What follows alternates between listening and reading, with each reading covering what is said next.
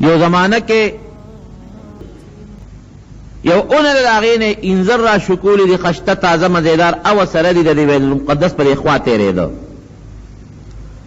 رب العالمین دتا دا اطلاع اکرلا دا وطاولا وحی اکرلا چه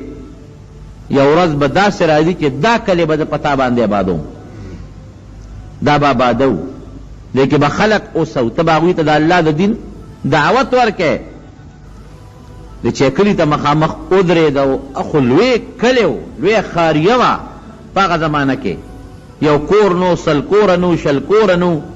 او په سونو کورونو چې وی قتل چې دا کور خو ټول کندرات دي او چې وی قتل هغه کې د انسانانو اډو کې پراته دي زاړه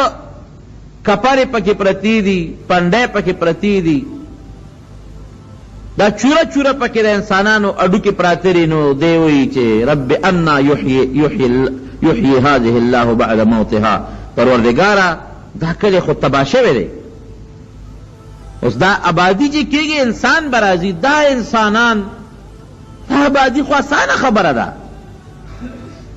خو پروردگارا دا کلی به څنګه آبادیږي دی له خلق د کمی راځي او دا آبادی او چتونه به څنګه آبادیږي او چې انسانانو د کپرو ته د پندو ته دا غي دي جوسې ته قتل نو دا سوچ راغی پړ کې چې دا خلق بل سنگ جمع کېږي کله خو په خلق آبادی الله دا خلق هم ته قیامت پر جمع دي کې څنګه دا کله په خلق آباد دي او دا کله به ته آباده نور خلق براولي پروردگار چې دا کمړي دا خو هم ته د قیامت په ورځ را جمع دي کې دا بوسیدا ډوکی دا به څنګه جمع دي کېږي شک نو د الله په قدرت کې شک نو اسی تعجب او کدا تعجب نہ وئی انا یحیی الله هذه بعد یحیی هذه الله بعد موتها پروردگار دا خلق بد قیامت پر استزان ته درې لکه دام ستا قدرت کې دلته نور خلق راولي دا کلی په بعد کې چې دا کمړي دا خو هم د قیامت پر ځان ته درې دا بسنګم نکېږي رستا خو له قدرت ته او له تعجب او شک خبره نه ده حضرت ابراہیم علیہ السلام هم یو موقع کې داسې ویلو ابراہیم علیہ السلام هم اللہ تویلو چی رب ارینی کیف تحیی الموتا دا لکی یو سوچ راشی لکی یو سلیوی او داغا مخی دا مکی مکرمی ذکر کیگی دا تا پتر چی مکہ مکرمشتا دے یو خشتا خار دے بیت اللہ دے پکے دا نبی علیہ السلام دا پیدایش کلی دے لکی وسوسه را چی اللہ چی دا کلی بسنگ گئی دا بزرگ دا چی شتک نشتا یرا نو دا نوی چی دا شک نی پدے کلی که چی دا کلی نشتا دا یو تعجب لراشی چې را افسوس دا دی که دا ما ولیدې یاره که ما ولیدې لکه تمنا ورمان راشي نو چې یو شی چا نی لیدلی نو جدا یقیني او چې کله وویني نو هغه بیا هغه یقین هغه خپل محکم والی ته زمونږ طالبانو ته حق الیقین او عین الیقین دغه مراتب وي هغې ته بیا د هغه علم ورسېږي نو ابراهیم علیه السلام هم وایي رب ارینی کیف تحیی الموتا پروردگار ته لګ ما ته وخا دا مړي به څنګه جمع دي کې شک مې نشته قال اولم تؤمن ولستا په یقین نشته الله وتعالى دا مړو په جمع دي کول یقین نشته الله وتعالى بلا ولنا الله خو پیغمبر یم د پیغمبر یقین خو د قوم نه ډیر مضبوطی بلا ولنا الله یقین خو مشته ولکن لیطمئن قلبی که پسترګو مې ولیدل نو یو پټي به مې د زړه اطمینان نورم زیات شي پسترګو خو راته الله خو یقین خو د ماشته اللہ وت فرمائی قال فخذ اربعة من الطير سلو مارغان سروال فصرهن الیک سلور مارغان واخلا کم چستا خوخی ځان سره عادی کا بلد یک لک خلق کم تر ساتي خارو ساتي او چې आवाज ورتو کې راشي ولا لاسونو تو پړقي ولا راشي او بیا سلور والا مارغان ذبح کا الاله کا او دا وزری او بنی او غوخی او ویني ټول قیمه کا یو ځای او بیا چې ستا په علاقه کې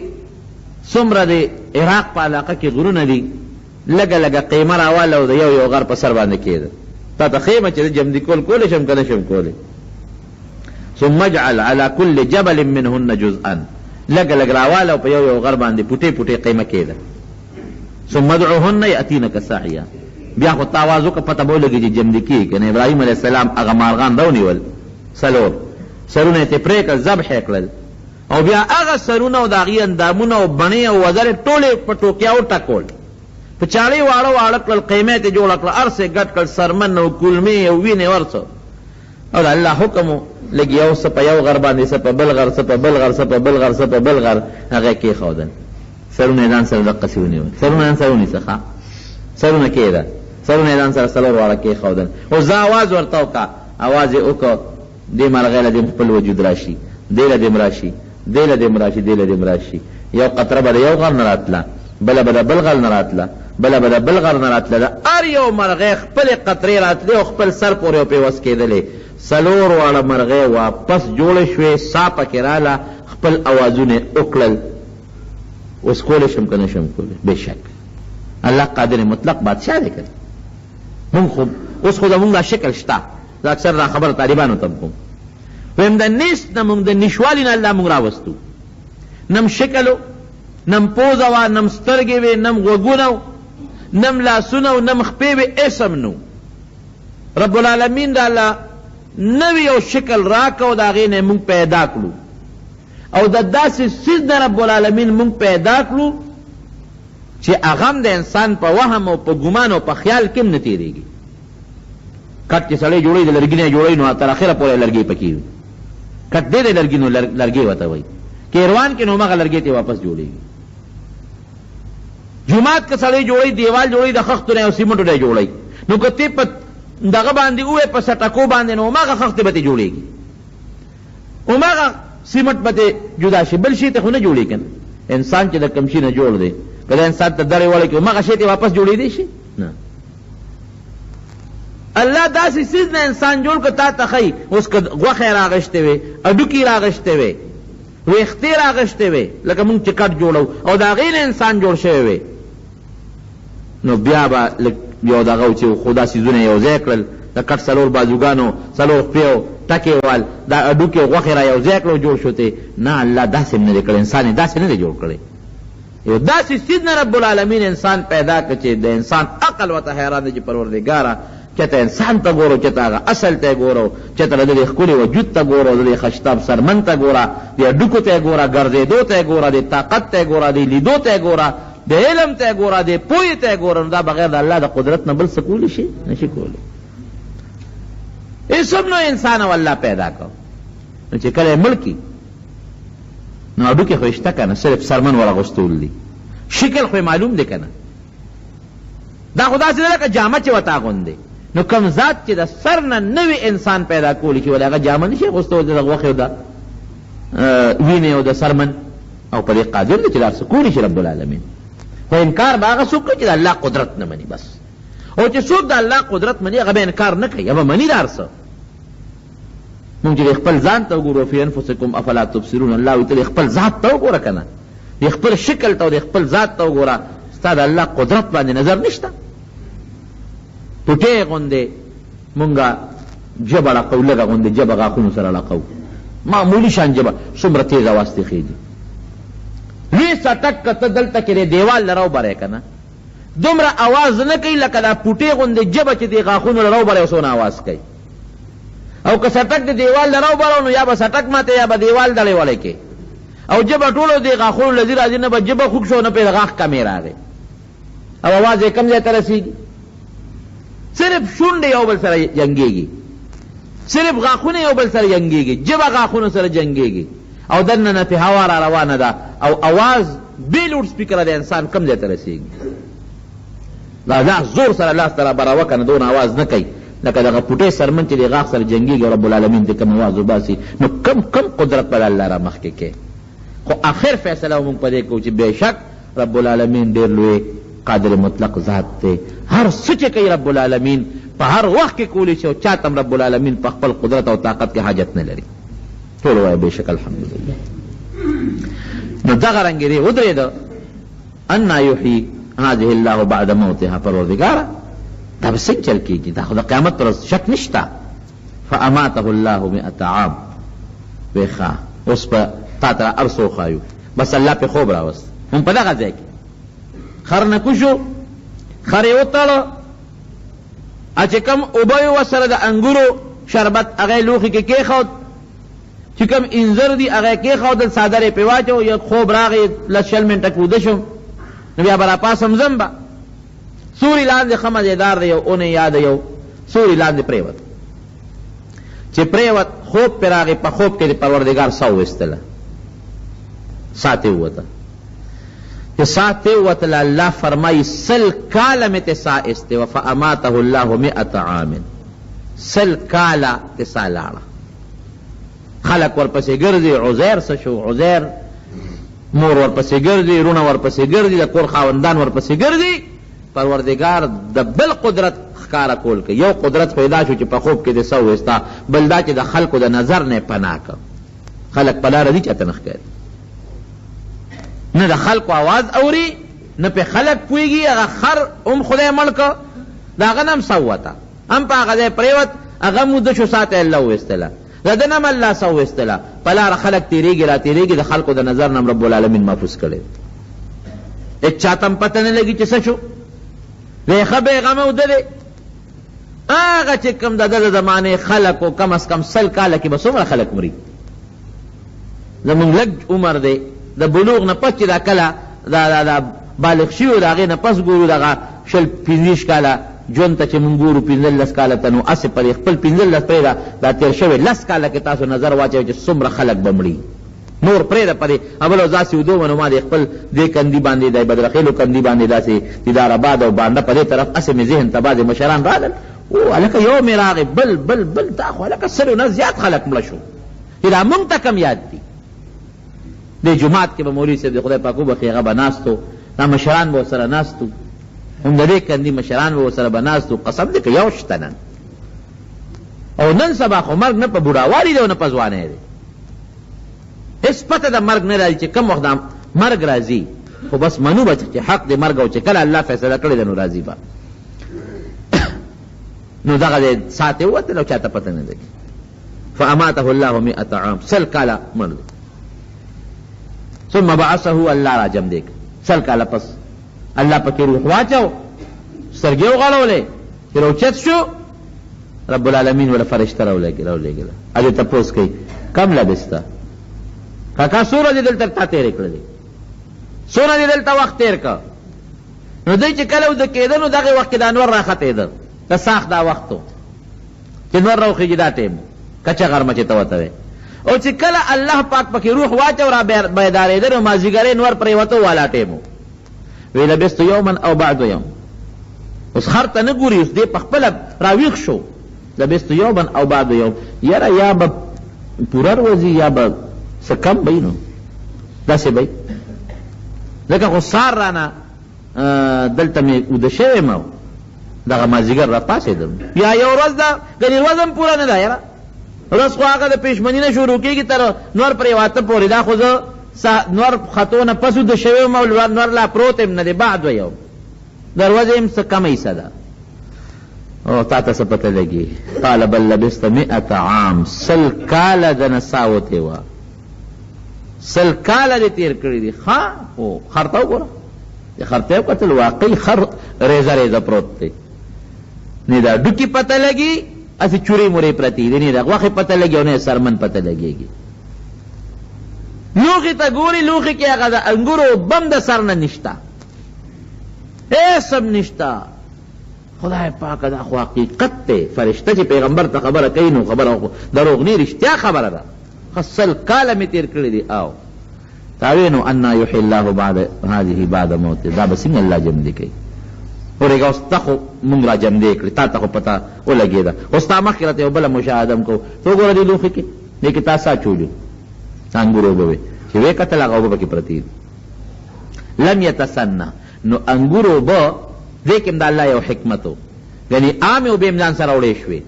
د انځرو په ځای باندې سیوان او بل شی هم وړې شو خو د الله په دې کې لوی حکمت دا دی چې انځر په میوو کې هغه میوه ده چې دا زر څښا کېږي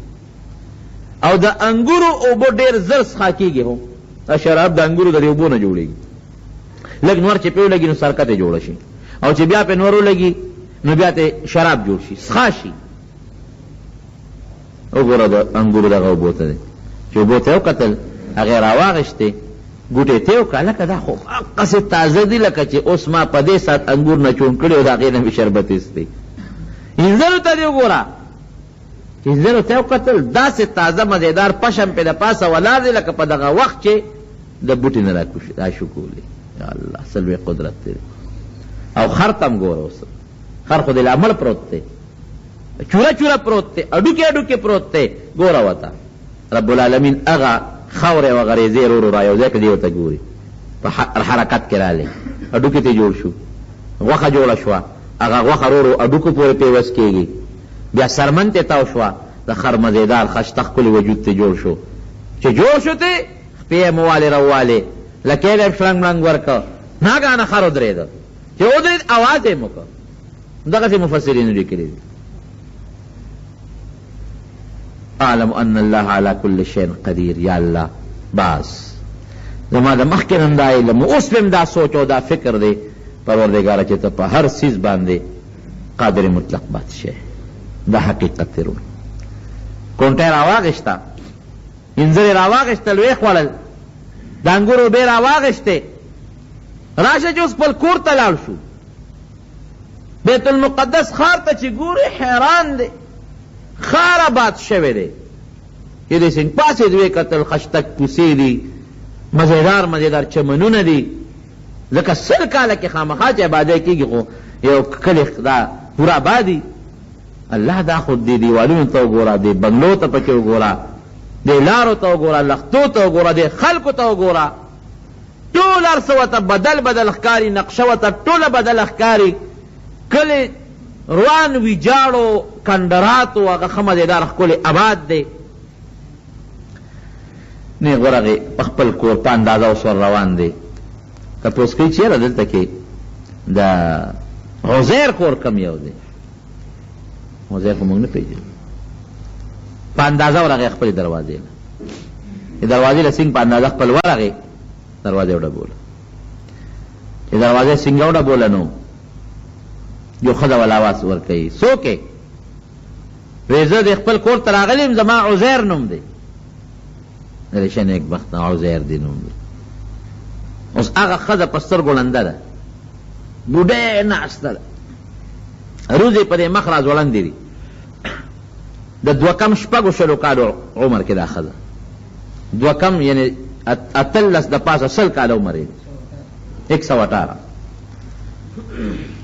روزې په دې سترګو راویزان دي او نظر یې نه لګي. وایي زه عزیر یم که نه؟ وایي ګوره ټوقې مه کوه، د خدای نیکبخته 100 کالو شو چې عزیر زموږ نه رک شوی دی.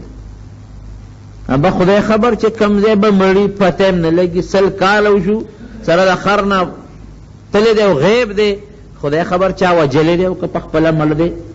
د هغه پته نه لګي. وایي ته اجازت راکړه د دې کور ته در ننوځم.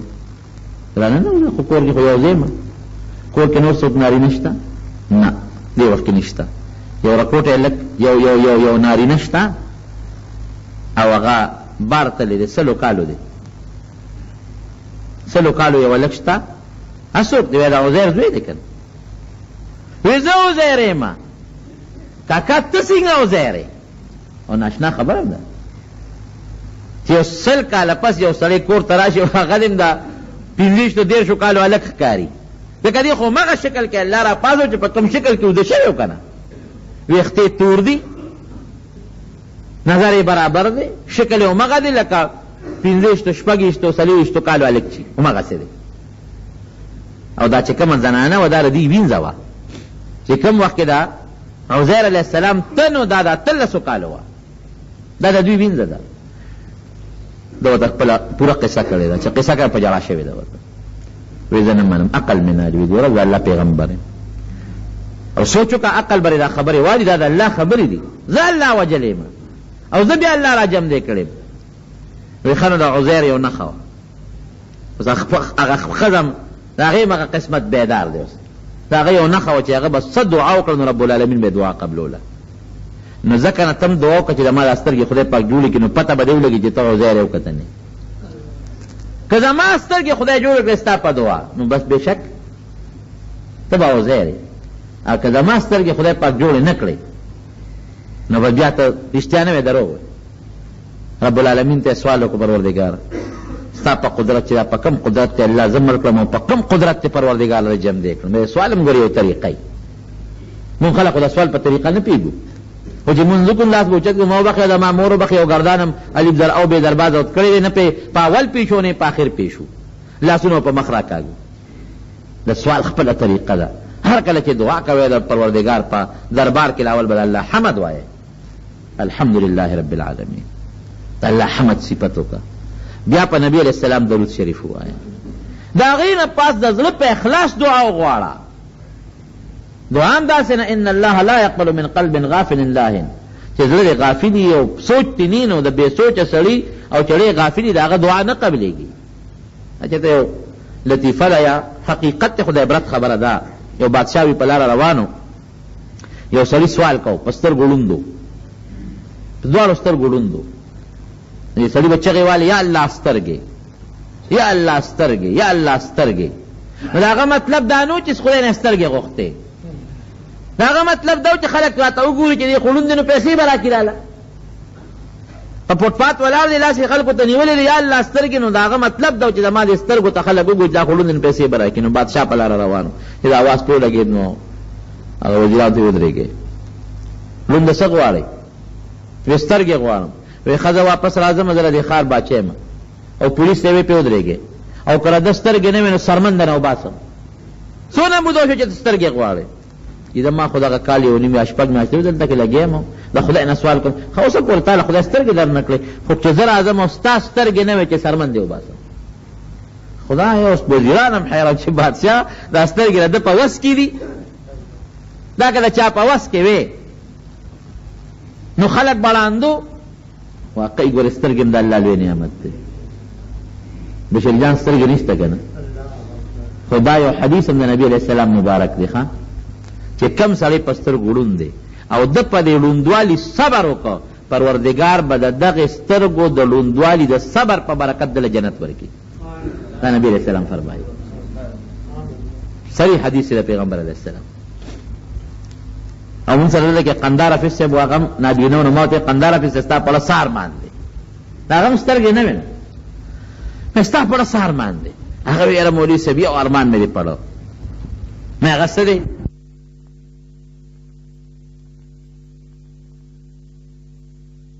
ګرموالی یخوالی خو په لاسه معلومیږي چې دا خوراک ګرم دی دا یخ دی لیکن رنگ چې دی نو د هغې تعلق د سترګو د نظر سره دی نو هغه ما ته قندار حافظ صاحب وی دا مهربان دی چېرې دا سور رنګ تاسو وایي دا شی رنګ سور دی او دا شین دی او دا سپین دی او دا تور دی چې دا سور او دا شین او دا سپین رنګ پکې لا څه ته وایي حقیقت دا د خدای نعمت دی کریمتین ورته نبي علیہ السلام فرمایي چې کوم انسان دا دواړه سترګې عزتمن شی دی دا نی دی پې صبر وکړي الله وایي زه جنت په ورکړم نو هغه وزیران حیران شو چې بادشاه سلامت دا څه عجیبه خبره دی وکړه او بادشاه د مخکې اوس خبره نه شي کولی څه چې درته وایي چې زه راشم او ستا سترګې نه سرمن دی وباسم د دې غریب سترګې د په اختیار کې دي څه چې هغه ونه کړه خو خلک هم حیران شو چې بادشاه په لاره راته چې راورسېد ړوند ته الله سترګې ورکړي ړوند په سترګو جوړ شوی دی ورته مخامخ ولاړ دی تپوس یې وکړه دا څوک و بادشاه وکړه چې راغې نیغې ورته ودرېده هلکه ړونده څنګه وي جي ټیک یم سترګو ته مې وګوره دا ګوتې څو دي دوه دا څو دي دا درې هلکه سړی خو واقعي جوړ شوی دی ورکړې د بیت المال نه وله وظیفه او تنخوا مقرر کړه ځه کور ته هغه وزیرانو یې تپوس وکړه چې بادشاه داسې لوبه وشوه کال دوه شپږ میاشتې هر څونه موده چې د سترګو پسې چغې والې سترګې نه وې او چې تا ورته ووې او رالې بیا سترګې شترې جادو دی سره که کوړه ده که څه شی دی نه نه نه دا بادشاه نه مخیاري بادشاهي په قمقلتوب هم نه کېږي وی د سترګې غوښتې خو د الله نه سترګې نه غوښتې ده د خلکو نه سوال کو او د سترګو چغه به یې واله مطلب یې دا چې زه ړوند یم چې څوک امداد وکړي خو چې د سرمن د استو غم شو ورسره دړه نه الله ته چغه وواله چې بابا اوس خو سترګې نی نو بادشاه راځي هغه وجل خلاصه کوي چاړه به راباندې کېږي نو سرمن رانه وباسي سخت مرګ دی نو الله ته چغه مخکې د ړنه نه واله اوس چې ورسره د مرګ یره شوه د ړنه یې خدای ته چغه وواله نو الله سترګې ورکړو که ورې نه کړو حقیقت دا دی دا د عبرت یو خبره دی یا حقیقت یار څنګه خو د عبرت دا چې د ړنه الله ته آواز وکړي نو پروردګار ګورې د انسان دعا قبلوي خو زمونږ دعا خو د انسان د ړنه وي نه نو دا د دعا پکې یو ټکې مې راته ووایي چې د الله حمد بیا درود شریف بیا دعا وغواړه او د هغې نه پس بیا په نبي علیه السلام درود شریف ووایه مخکې وروستو پروردګار به دعا قبوله کړي. نو عزیر علیه السلام چې دعا کوي نو څه وایي؟ یا الله ستا هغه قدرت چې په کم قدرت ته زما نه سوویست او په کم قدرت ته زه واپس را جمدې کړم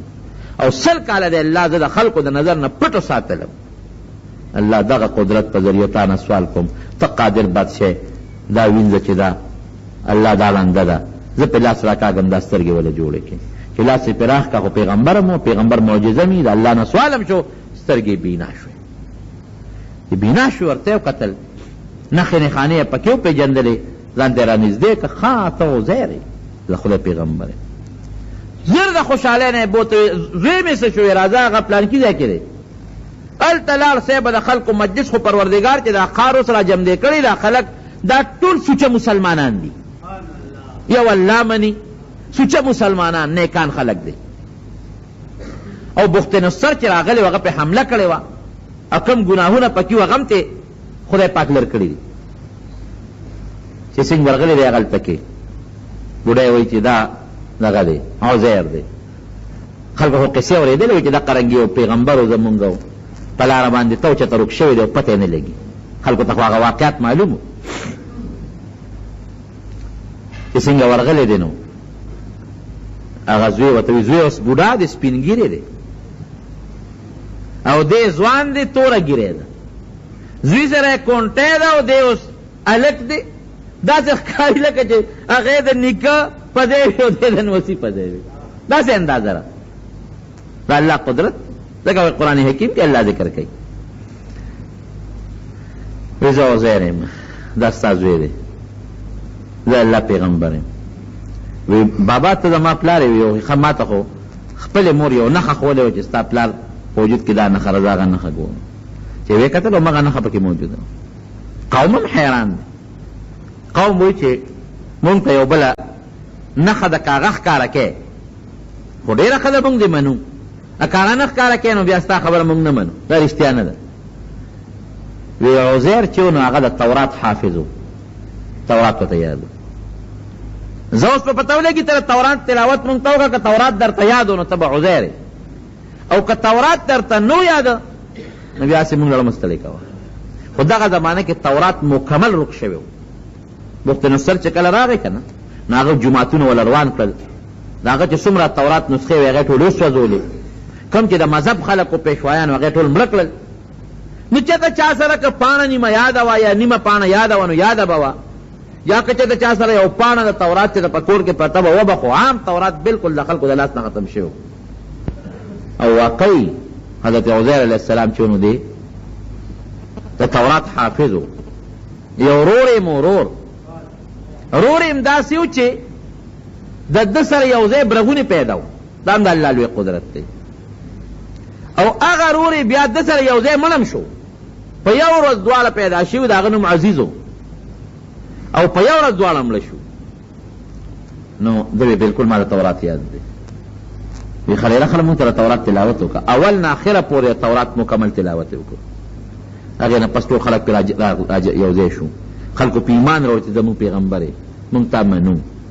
نښې نښانې چې کومې زړې وې هغې خلکو ته ووایي، خلکو کې خپل ژوند تېراو، خلکو یې قدر او عزت شروع کړه ځکه پیغمبر دی. لیکن شیطان خو خپل کار کوي، د خلکو په نظر کې دا ور واچوله چې دا عزیر دی، دا د خدای زوی دی، ابن الله دی. ورو د خلکو محبت مینه ورسره پیدا شوه، محبت او مینه پیدا شوه. هغه محبت او مینه دې حد طوره شیطانو ته په ذهن کې دا واچوله چې ګوره موسی علیه السلام خو تورات راوړی خو په تختو لیکلی شوی د لرګي په تختو، چې موسی علیه السلام کم تورات راوړی د لرګي په تختو لیکلی شوی، او ده چې کم تورات مونږ له راوړو نو د همغه تورات دی خو د ده پړه لیکلی شوی دی. معلومیږي دا چې دله تورات کم ځای زده کړ دی د الله نه زده کړ. الله را د پلار دی عیاذا بالله او دی زوی. قرآن حکیم کې الله فرمایي که نه وقالت اليهود عزیر ابن الله وقالت النصارى المسیح ابن الله. عیسایان وایي چې عیسی علیه السلام د خدای زوی دی، یهودیان وایي عزیر علیه السلام د خدای زوی دی. دا یو پروګرام شروع شو هغې یهودیانو کې دغه عقیده چلېدله. بیا وروستو زیاته شوه، بیا خو وروستو دی مړ شو هغه ورور دی یو ورځ باندې مړ شو. حضرت عمر فاروق رضی الله عنه نه یو عیسائی بادشاہ د 3 سوالونو تپوس کړو، د 3 سوالونو. یو سوال نه دا کوم چې هغه ځمکه راته وښایه چې په زندګۍ کې یو ساعت نور لیدی دی او بیا د نور نه غیبه شوې ده او تر ننه پورې هغې بیا نور په سترګو نه لیده. یو راته هغه ځمکه وښایه. دا عیسائی بادشاہ د حضرت عمر فاروق نه تپوس کوي رضی الله عنه. دویم راته هغه قبر وښایه چې هغه قبر منډې والے چې کوم پکې مړی پروت و هغه مړی منډې والے او بیا هغه مړی د قبر نه سالم راووته. دریم راته ده ووایه چې 2 ورونه دي. دا مفتی شفیع صاحب هم لیکلي معرف القرآن کې چې 2 ورونه دي په یو ورځ پیدا دي او دواړه په یو ورځ مړه دي. یو 100 کاله مشر دی او بل 100 کاله کشر دی. دا دې 3 سوالونو جواب راله راکړه. نو حضرت عمر فاروق رضی الله عنه هغه خط حضرت ابن عباس ته ولېږه. ابن عباس رضی الله عنه په عمر کې کشر و، راکوټ و، خو پیغمبر علیه السلام ته دعا کړې و اللهم علمه الکتاب والحکمه، الله قرآن ورته وښایه او د قرآن علم ورته وښایه. دا ورته نبي علیه السلام دعا کړې وه. نو د هغې دعا په وجه به حضرت عمر فاروق رضی الله عنه ابن عباس ځان سره خپل مجلس کې کېناو. ابن عباس رضی الله عنه ته یې خط ولېږه چې دا خو عیسائی بادشاه دا 3 تپوسونه کړي دي او د دې جواب غواړي، زما په ذهن کې خو دا جواب نشته. ابن عباس ما سره جواب شته. وی دا کومه ځمکه چې دی یادوي چې په زندګۍ کې صرف یو ځل یې نور لیدی دی او بیا نه مخکې لیدی نو وروستو لیدی دی، دا هغه بحر قلزم دی چې کوم وخت کې موسی علیه السلام پې تېرېده او فرعون ورپسې و او الله ذوالجلال پکې 12 لارې جوړې کړې، 12 لارې پکې جوړې شوې. نو اقل لږ ساعت پې نور لګېدلی دی، د هغې نه مخکې هم پې اوبه بیا دی، اوس هم پې د پاسه اوبه بیږي. ځمکه خو دغه ده. یادوي چې کوم قبر یادوي چې مړی پکې دی او قبر هم منډې وي او مړی هم پکې منډې وي او بیا ترې مړی روغ روغ. دا د یونس علیه السلام چې د کب په ګېډه کې و، دا کب ول الله قبر که. یونس علیه السلام پکې لکه د مړی پروت دی او هغه په دریاب کې چکر لګوي، یو خوا بل خوا منډې تړلی وی، مړی هم پکې دی او بیا کب الټی وکړه، یونس علیه السلام یې دریاب په غاړه باندې راوغورځو. او دا دې چې وایي چې 2 ورونه دي، په یو ورځ پیدا دی او په یو ورځ مړه دي. یو 100 کاله مشر دی او بل 100 کاله کشر دی. دا عزیر علیه السلام او دا غرور دی عزیز، دواړه په یو ورځ پیدا دي، په یو ورځ مړه دي. عزیر علیه السلام 100 کاله کشر دی، ځکه 100 کاله هغه خو په مرګ کې تېر کړي دي او ورور ته 100 کاله مشر دی. دا حقیقت دی رونو. دا رب العالمین په قرآن حکیم کې ذکر کوي، د خپل عظیم قدرت لپاره ذکر کوي، دې لپاره ذکر کوي. الله قصې نه کوي او نه په قصو څوک مشغولوي،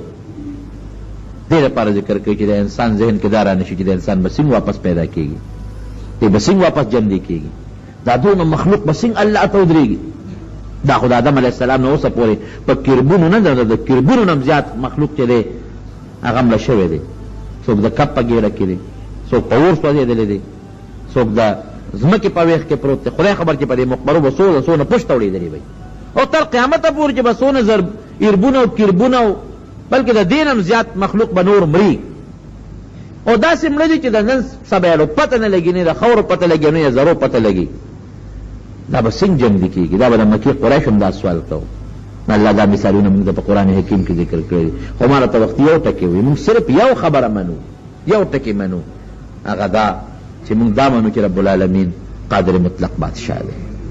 الله پرې قادر دی چې موږ د مور په ګېډه کې پیدا کړو. ور د انسان عقل دا وي د مور په ګېډه کې نه اکسیجن شته تا ته، یعنی الله درکوي خو دا ظاهري هوا پکې نشته چې ته یې والې، نه اودسماتي انتظام شته، نه جړا په ماشوم پکې جاړي، نه پکې خاندي، نه میاشتې 10 میاشتې 8 میاشتې د مور په ګېډه کې وي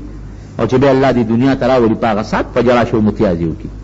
زه اکثر سوچ کوم که د هغه خپل بعضې وخت کې ماشوم د خپلې مودې نه وروسته پیدا شي، بعضې وخت کې ماشوم د هغه خپل عامه موده چې کوم د انسان دپاره د هغې نه مخکې پیدا شي. زه وایم یاره دې خو د هغه خپلې مودې نه 10 ورځې یا 20 ورځې وروسته پیدا شو او چې پیدا شو نو جاړي، چې د 9 میاشتو په 9 میاشتې پس پیدا شو، دا 15 ورځې پس چې دی پیدا شو، دا 15 ورځې مخکې دره مور په دې ګېډه کې ولې نه جاړل. دا په 8مه میاشت چې پیدا شو نو غول کوي، که په 9مه پیدا شو بیا چې پیدا شو نو غول کوي. نو دا دی چې مخکې پیدا شو دا خپلې مودې نه نو پکار دا چې 15 ورځې خو مخکې پیدا ده چې 15 ورځې خو د غول نه کولې که نه او چې پیدا شي وجاړي 2 منټه مخکې د مور ګېډه کې نه جاړي 1 سکنډ مخکې د مور ګېډه کې نه جاړي 1 سکنډ پس د مور د ګېډې نه بار شو بیا دی جاړي او که دغه پرده کې دا ماشوم ته واپس بند کې سم خیال دی 15 منټه کې به دی جمدی پاتې شي پاسات به مړ شي دا د الله ګورې لوی قدرت دی دا به مونږ منو او مونږ په دې مسلمانان یو چې مونږ الله ومنو د الله ټول قدرتونه ومنو د الله صفات ومنو او دا زمونږ عقیده او زمونږ ایمان چې د الله د قدرت په شان طاقت او قدرت د بل هېڅ چا نشته د الله د علم او د پوهې په شان علم د بل هېڅ چا نشته